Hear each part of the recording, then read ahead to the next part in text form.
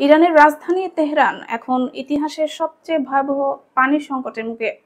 দীর্ঘমেয়াদী খরা ও অস্বাভাবিক তাপমাত্রার কারণে শহরের প্রধান জলাধারগুলো প্রায় শুকিয়ে গেছে।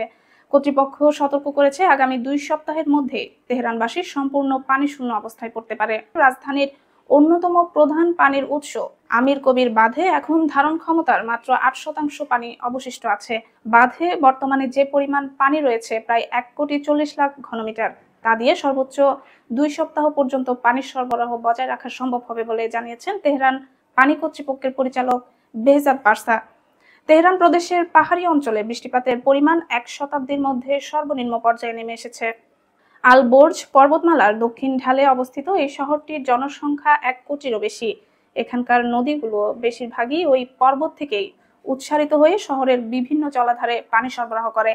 কিন্তু চলতি বছর প্রায় কোনো বৃষ্টি হয়নি, ফলে শহরের 5টি প্রধান বাঁধের প্রায় সবগুলোই পানিশূন্য হয়ে পড়েছে। গত বছর একই সময় আমির কবির বাঁধে 8,60,00,000 ঘনমিটার পানি ছিল, অথচ এখন তা নেমে এসেছে 10 ভাগেরও কমে। পারসা বলেন, তেহরান অঞ্চলে এ বছর কার্যত বৃষ্টি হয়নি। আমাদের সবচেয়ে গুরুত্বপূর্ণ উৎসগুলো একের পর এক শুকিয়ে যাচ্ছে।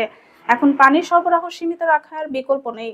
ইরানি গণমাধ্যমগুলো জানিয়েছে, রাজধানীতে প্রতিদিন প্রায় 30 লাখ ঘনমিটার পানি ব্যবহার করা হয়। সংকট মোকাবেলায় পানি ব্যবহারে কঠোর নিয়ন্ত্রণ আরোপ করেছে। শহরের অনেক এলাকায় দিনে কয়েক ঘন্টা পানি ও বিদ্যুৎ দুই বন্ধ থাকছে।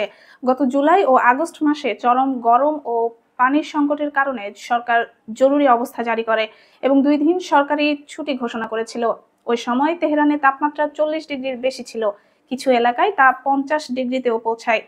তখনই প্রেসিডেন্ট মাসুদ পেজেশকিয়ান সতর্ক করে বলেছিলেন যে পানির সংকট এখন দেখছি এটি কেবল শুরু মাত্র, পরিস্থিতি আরো ভয়াবহ হতে পারে। পরিবেশ বিশেষজ্ঞদের মতে, ইরানের দক্ষিণাঞ্চল ও মধ্যাঞ্চলের শুষ্ক প্রদেশগুলোতে পানির অভাব বহুদিনের সমস্যা হলেও এবার তার রাজধানী পর্যন্ত ছড়িয়ে পড়েছে।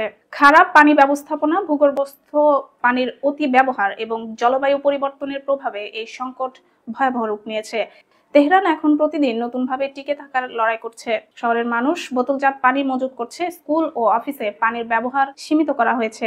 তবে বিশেষজ্ঞরা বলছেন, প্রকৃত সমাধান খরার নয়, বরং ইরানের দীর্ঘদিনের পানি ব্যবস্থাপনার ব্যর্থতার মধ্যেই লুকিয়ে আছে।